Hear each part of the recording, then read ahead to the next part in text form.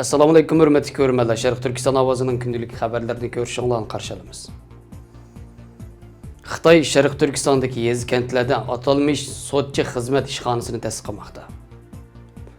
Turkiyaning Xitoydagi bosh elchisi Uyg'urlardan Xitoyning zamin butunligini qo'g'dashni talab qildi. Xitoyda ishlab chiqarilgan qo'l yuvish suyuqligining xalqaro o'lchamga yetmaydiganligi oshkorlandi. Dunyoda tunji qatim bir bemorga qo'l va mur ko'chirildi. Uyg'ur san'ati haqida tuvandagi xabarlarimizdan tafsiliy mazmunlarda bo'lsin.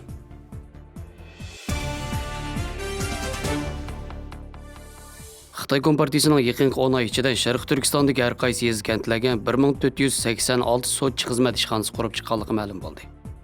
Xitoy Kompartiyasining ilgari surishicha, bu sotchi xizmat ishxonalarining vazifasi naq maydonda mulozimat qilib, yer igdorchilik huquqi, oila majrosi, shaxsiy qarz ixtilofi degandek masalalarni bartaraf qilish ekan. Biroq kuzatuvchilar bu tadbir Xitoyning 2017-yildagi cho'ng tutquni bilan teng boshlangan Uyg'urlarni keng ko'lamli bostirish harakatining bir partiyasi ekanligini bildirgan. Ularning qarashicha Sharq Turkistondagi sud mahkamalari cho'ng tutqunda lager va turmalar qamalgan millionlagan Uyg'urni bartaraf qilish bilan aldirash bo'lib, yer igdorchilik huquqi, oila majrosi, shaxsiy qarz ixtilofiga o'xshash odatdagi haq talab delovlarini yez kentlarda kontrol qilib, rasmiy sud mahkamalarining diqqatini lager, turmalardagi tutqunlarga markazlashtirishga qulaylik yaratib berish ekan. Xitoy hukumati Sharq Turkistondagi har bir yezi bozorga oz deganda birdan atalmish qolaylik mulozimat nuqtasi yoki atalmish sotchi xizmat ishxonasi qurishni 2020-yil 3-oyda boshlagan. Xinjiang gazetining 18-yanvardagi xabarda oshkorlanishicha, navbatda Sharq Turkistondagi har qaysi yezi kentlarda jami 1486 o'rinda atalmish qolaylik mulozimat nuqtasi yoki sotchi xizmat ishxonasi qurilib bo'lgan. Xabarda Ni noyisidagi 7 yezi bozor va bir ahilla boshqarmasi, Charchan noyisidagi 13 yezi bozorning hammasidan bu xil o'rinlarning qurilib bo'lganligi bildirilgan.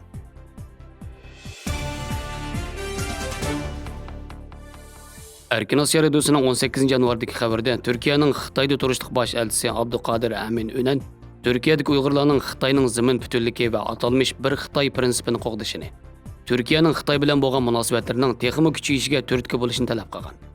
Uning ta'kidlashicha, Turkiya Xitoy bilan bo'lgan har jihatdagi munosabatlarni texnik cho'nqirlashtirdi ekan. U bu so'zlarni 16-yanvar Xitoy-Turkiya diplomatik munosabat o'rnatganligining 50 yillik munosabati bilan Turkiyaning hukumat axboroti Anadolu agentligining ziyoratini qabul qilib, navbatdagi Xitoy-Turkiya munosabatlariga baho berganda qilgan. U biz qarindoshlarimizning zamin butunligi va bir Xitoy prinsipini har fursatda ta'kidlab kelgan Xitoy Xalq Jumhuriyati bilan bo'lgan munosabatimizning texnik kuchayishiga hassa qo'shishni umid qilamiz degan.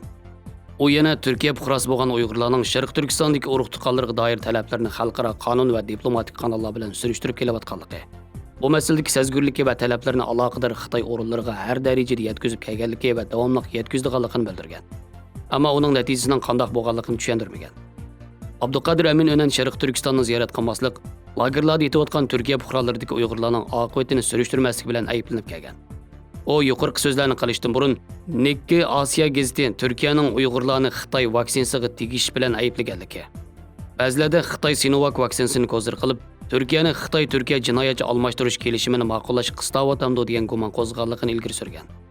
Burun Uyg'ur masalasi Turkiyada ba'zi partiya va guruhlarda ko'ngil bo'ladigan masala edi.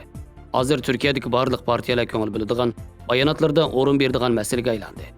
Turkiyadagi o'ktish partiyalardan Demokrat partiyasining raisi Gultekin Uysal apandi 10-yanvar kuni Kanal 24 televiziyasida Uyg'ur masalasi haqida to'xtalib, Sharq Turkiston masalasida Xitoyni haqliq deb ko'rgan kishilarning Turk millatining bir partiyasi bo'lolmaydiganligini ta'kidlagan.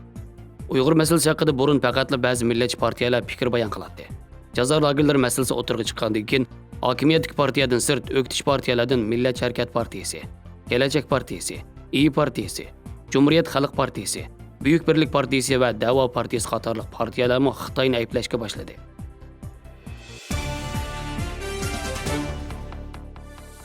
Angliya hukumati bozorga solingan Xitoyda ishlangan qo'l yuvish dezinfeksiya suyuqligini jiddiy yig'moqda.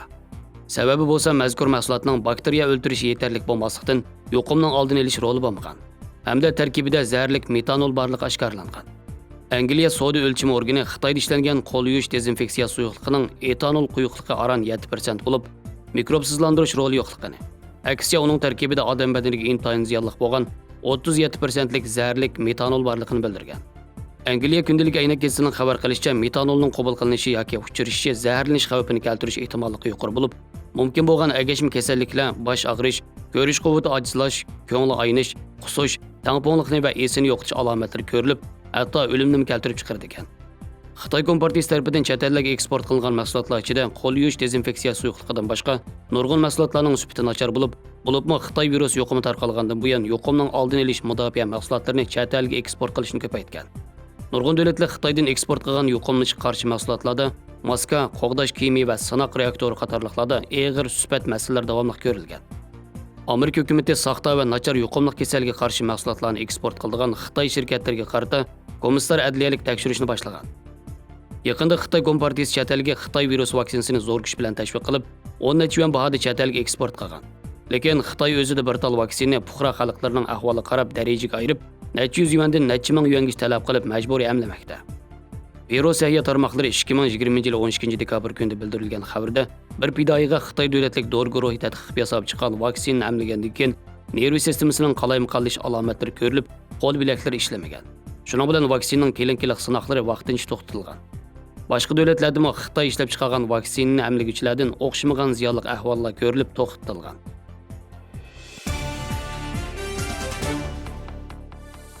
13 yanvar kuni Fransiyaning Lyon shahridagi Edward Xeriot doktorxonasida Islandiyalik 48 yoshli bir bemorga muvaffaqiyatli holda 2 qo'l va 2 mura birli vaqt ko'chirilgan bo'lib, operatsiya taxminan 15 soat davomlashgan.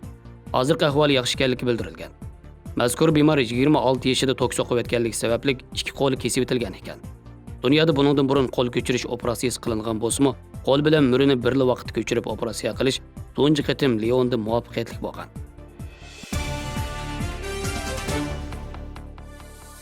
Duttani söymaydigan Uyg'ur yo'q. Sahnada, oilada, so'rinda, etiz beshida, mashrabda, arang ostidagi oydin kechalarda dutta bor.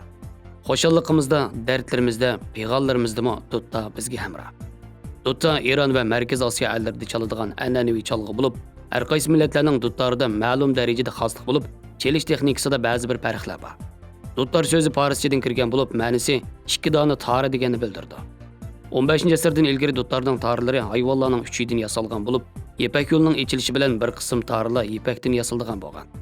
Dutlar Paris, Uyg'ur, O'zbek, Turkman, Tojik qatorliq turk millatlarning an'anaviy chalg'isi. Dutlar tabiiy yumshoq, larzon yangrashi bilan kishiga liriklik so'q beradi. Dutlar tabiiy quritilgan uyushma, o'rik yoki yong'oq yog'ichidan yasalgan bo'lib, uzunligi ayol bolalarning o'xshash bo'lmaydi. Badan qurilishiga asosan odatda cho'ng, o'ttira, kichik deb 3 turga bo'lindi. Gavdasi va sop uzunligi 90 sm dan 1 metr 20 sm atrofida. Ikkili tarisi bor, 15 padisi bor. Ajdodlarimiz uzun tarix davrlardan buyon dutlar bilan sirdishib, esil kuylarni yaratib avlodlarga miros qoldirib keldi. 1926-yili Mamtili Tevfik apandi cho'chak orqali vatandan ayrilganda, Qashqardan bilib chiqqan dutlarni yenidan ayirmay 1928-yili Qrimdan Turkiyaga kelganga qadar dutlarni chilib, kuy yangratib yurtqa bo'lgan cheksiz seg'inishini ifodalagan. O Turkiya chayxonalarida dutlarda o'rindab bergan Uyg'urcha naqshlar turklarning, bo'libmi turk sozandalarining qizg'in olqishiga, yuqori bahosiga erishgan. Bugungi kunda dutlar odatdagi yolg'iz chelishdan taraqqiy qilib, orkestrgacha o'rin olgan. Muqomlarimiz dutlarning tarixlarida murodiga yetdi. Ot yurak san'atkor O'lmas Azimat marhum Ko'ras Sulton Kusan o'zining dutlari bilan vatan xalqiga bag'ishlangan mangulik naqshlarni ijod qilib, o'rindab kishilarning qalbini, yuragini larziga solgan.